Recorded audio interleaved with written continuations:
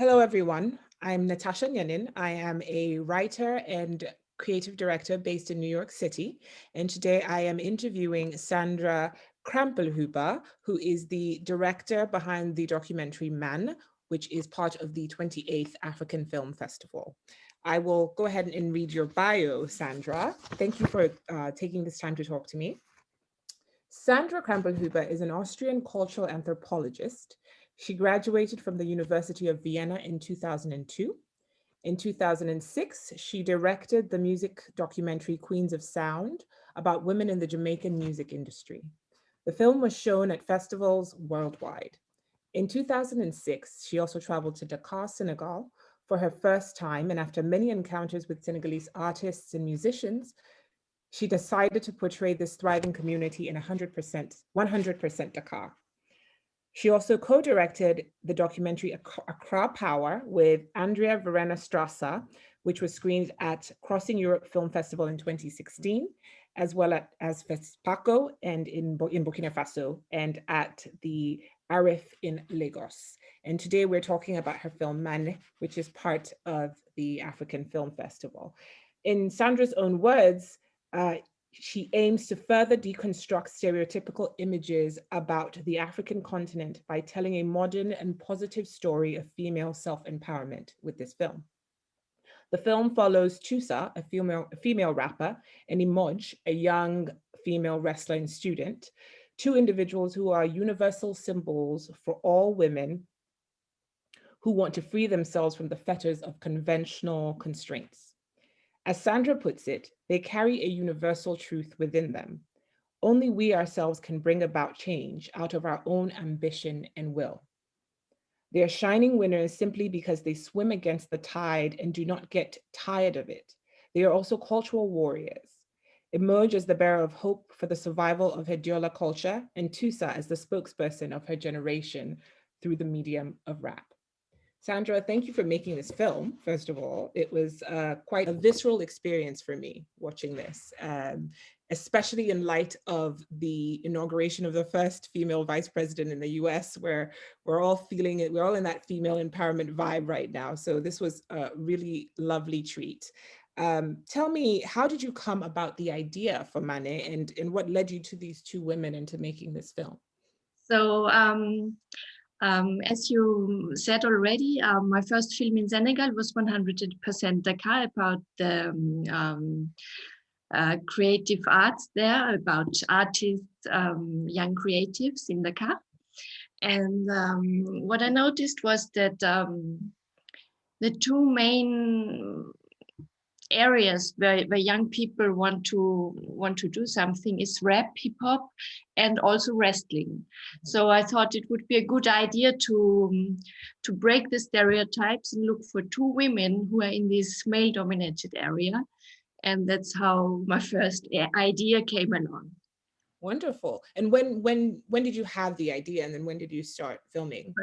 Well, as you know, film is a very long process. So the first idea I had like in 2016. Mm-hmm. Then the process of writing a concept starts, and funding, and it's all taking time. And yeah, it was already in 2016.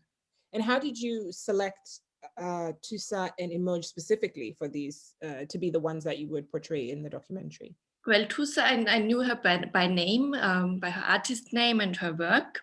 But then it was funny, I was invited with, I think it was with 100% Dakar in New York for the Africa Film Festival in New York. And a friend, DJ Ripley, said, oh, well, Toussa, the rapper from Senegal, do you know her? She's in New York right now. You two should meet. So actually we met in New York. And then I had the idea, and then I had the chance to make a project research in Senegal.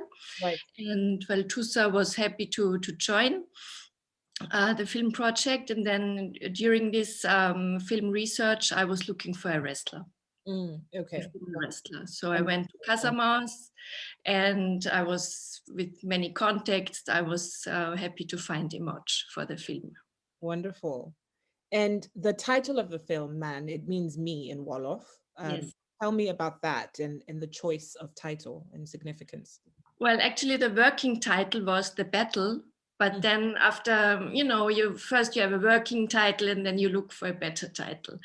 And it's about, it says a lot. It says about yourself and how to portray your identity, it's me. It's, of course, especially as a woman, when you are working in a male-dominated area, you have to be strong and put that into the focus to follow your dreams, to follow your ambition and your passion. So I thought that Me or a Man, the title of the film suits it very well, the story. Right. Yes, very all-encompassing of this idea that you are the captain of your own ship, as it were, and the master of your own destiny. So it's interesting that this story of parallel lives is following a rapper and a wrestler in Toussa and Emodj, because rap is a medium that often invokes the idea of battles. So they're actually sort of more yoked than meets the eye. And at some point, I think Toussa even mentions the battle of words and battling with words. So beyond, or perhaps even within, their shared but disparate search for self-actualization in male-dominated fields, what are some of the parallels that you noticed between, or divergences that you noticed between, the lives of Toussa and of Emodj in the making of this film? Well, as I said, when you are in a male-dominated area, you don't have many other women to look up to. There are some, but it's not the same as men or young boys have. There's a whole crowd of role models they have in the area they follow. So that's one thing. So they have to invent everything for themselves.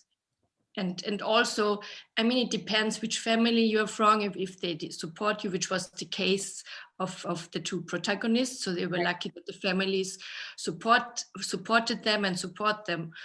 But depending on what family, which structures you come from, the battle might be even harder. So actually the parallel is that they both have to fight against the patriarchal society with what they do. And I think it's interesting you mentioned, and I'll get to that later, that the lack of role models, because there are not that many people doing what they're doing. And it was lovely to see Toussa supporting Emodj with that phone call that she made to her. And so we'll talk a little bit more about that support between women later. But you also mentioned the families and how that in this case, both families were supportive. It was quite interesting to observe Toussa's relationship with her grandmother. That was very special. And in fact, I think her grandmother is a bit of a poet herself. So maybe that's where Toussa gets it from. But can you tell us a little bit more about that relationship between the two women, between Toussa and her grandmother, and why you felt it was important to include that in the story? Well, first of all, Toussa grew up with her grandmother. That's the one thing. And I think in general, grandmothers have all around the world, but in Senegal especially, have a very important role. So I'm not an expert, but I have the feeling that they are the unofficial heads of the families. So that's the impression I have. And of course, it's as you said, she might have her lyrical passion maybe from her grandmother. What I know is that a lot of education is done via proverbs. So that's already, I think that's very helpful when you do rap. And so I found it, I just knew I have to include the grandmother in the film. Yes. It's such a special bond, because it was playful, it was challenging, but it was so supportive at the same time. There was a paradox that was so beautiful in their relationship. And also speaking about the education by proverbs, and the griot culture is obviously from that region of West Africa, the Senegambian region. So it's interesting to observe how that, I didn't think about that before, how that plays into the rap culture and the expressive culture of that country and of that region. So that's a very interesting point that you raised there. Something I thought that was interesting was her grandmother's invocation of religion, and saying, what's important is to follow Islam, be true to your religion, but she also talked about she also talks about destiny and the fact that this was Toussa's destiny, and that's why she, even though she doesn't like it, she doesn't fight it. And which I thought was really kind of inspiring.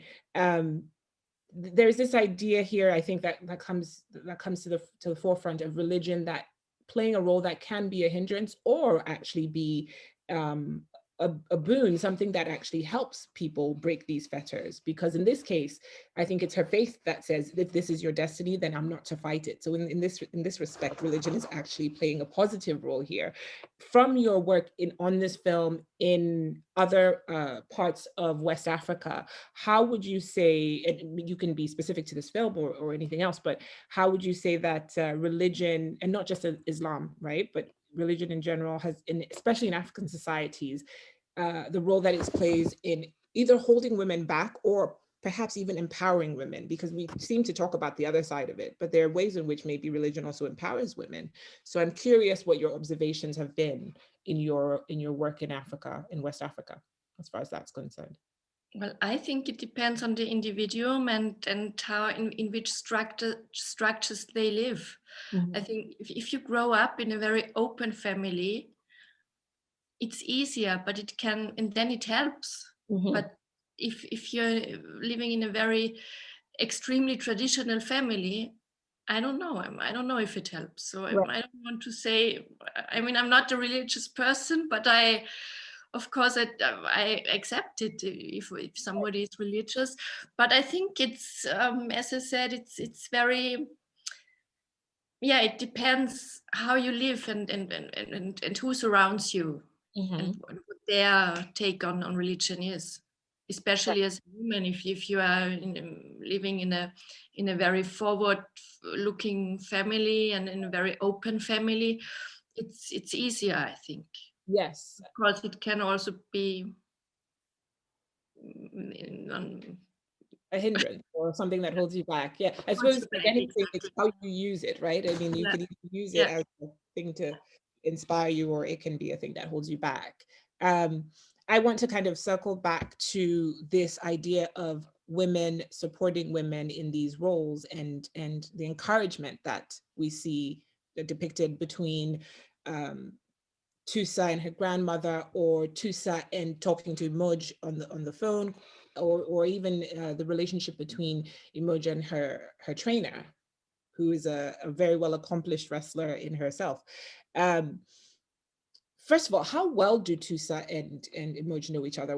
Did they know each other before you made this film? Did you connect them? Well, they don't know each other in person, so it was also the idea of the film to make to show two parallel portraits of two young women who don't know each other. Mm. So the telephone call was actually to link them in the film, and to make a connection.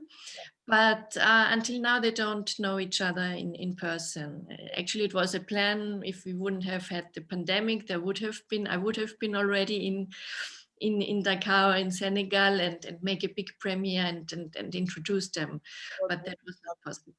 Yes. Well, hopefully they'll get a chance to meet eventually when the world Eh, goes I back. will go there. So Yeah.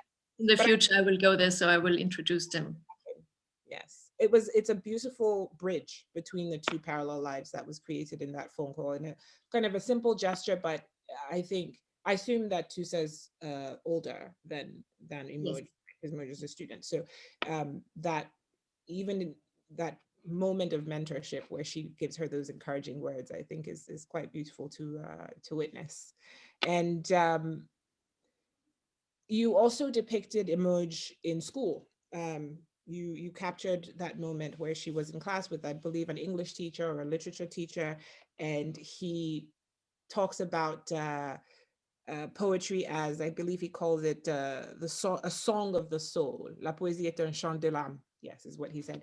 And I recently just lost my sixth grade English teacher to COVID-19 complications. And so I've been thinking about her impact on my life and my choice to be a writer and a creative. And so that was personally quite moving to me, to see that moment of instruction and how little not little, but young people's minds are sort of impacted by these people in our lives. And I'm wondering why you chose, like the parallel of the grandmother scene, why you chose specifically to include the moments with Emodj in school, and in that moment with the professor, with her teacher. Because it's a part of her life. I mean, she's a wrestler and was still a student when we were filming. So I thought it's important to show that too, that the teacher gave a poetry lesson in this, in our shooting time. That we were lucky. That's the magic that happens when you make a film. And I mean, it fits perfect. Yes. So we were very lucky that he chose to make a lecture on poetry. Yes. And so you yourself are a woman working in a male-dominated arena as a filmmaker. What inspired you to become a filmmaker? I don't know. It was by chance. Actually, my first film, as you mentioned in the beginning, was Queens of Sound, a her story of reggae and dancehall. And originally, I planned to write a PhD thesis about this topic.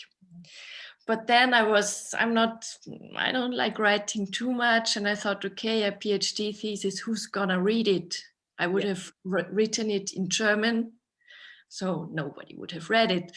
So I had the idea to collect some interviews in Jamaica, and somehow a film came out of it. So that's how it started. Well, actually, I also like to tell stories, and I think film is a very important medium to change the perspectives, to bring knowledge, to show other ways of thinking. mm-hmm. So I think film is a very important medium, and it's very easily accessible for people, so they don't have to read a book or. Yes.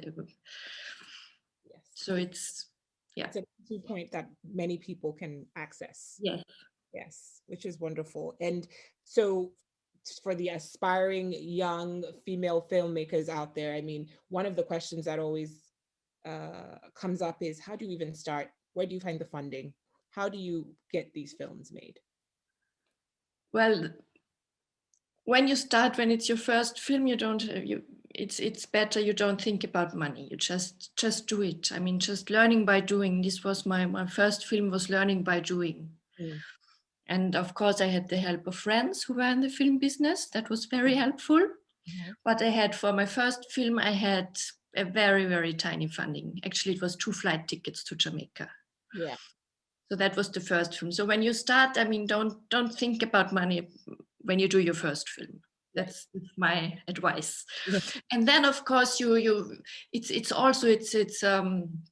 have to do a lot of research, where to get the money, write good concepts, and just submit wherever it's possible. Yeah. Have you actually write the concept before you start filming? I mean, start the process of funding way before. So you have to know that it can be a very long process to have all the money together. Right. It's a process that one has to commit to make it happen. Have you faced any particular challenges that are specific to your being a female filmmaker? No, actually, I'm asked this question very often. Actually, no, never. Well, that's encouraging. Well, maybe I forgot. I don't know, but I have nothing comes to my mind. You're so focused with your eye on the prize that nothing else. No, I never had any challenges. Yes, that's wonderful. And with the making of this particular film, what were some of the challenges that you had on the ground or in preparation for the film? Well, the biggest challenge was the language, because for this project, for this film, it was very important for me to do the film in the original languages. So Toussa speaks Wolof in the film, and I wanted Emodj to speak in her mother tongue in Jola. So that was the biggest challenge.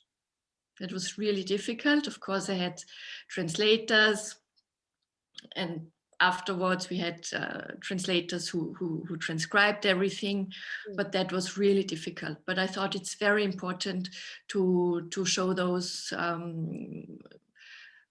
original languages in the film. Why did you think it was important to show those original languages? It's important because French is a colonial language.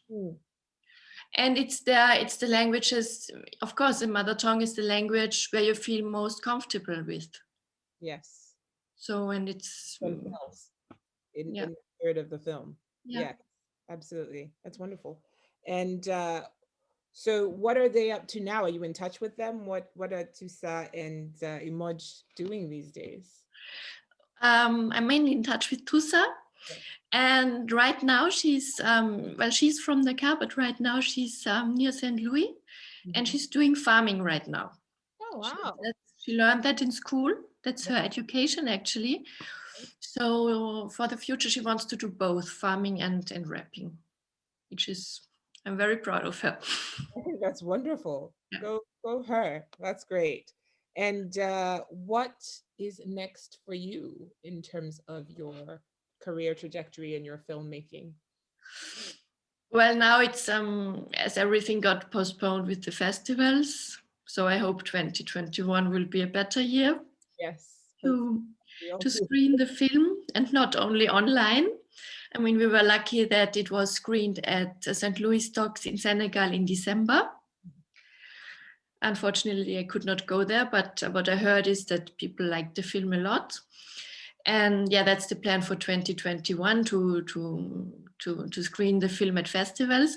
And then I have a new project which is planned, but I have to wait until when I can travel to Senegal. It's for the project research of it's also about women.